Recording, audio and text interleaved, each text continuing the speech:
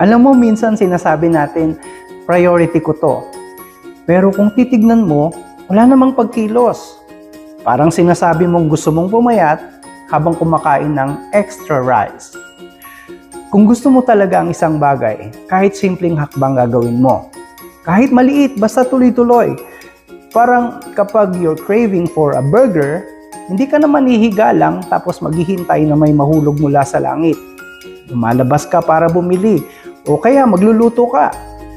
Kaya kung paulit-ulit mong sinasabi na importante pero wala ka namang ginagawa, baka hindi mo pa talaga gusto. O baka naman takot ka lang magsimula. Pero may good news. Pwede mong baguhin yan ngayon. Kahit maliit na step lang ngayon, malaking tulong yan bukas. So go! Start moving! Your future self will be proud. Diba sabi nga, kung gusto, may paraan. Kung ayaw, may dahilan.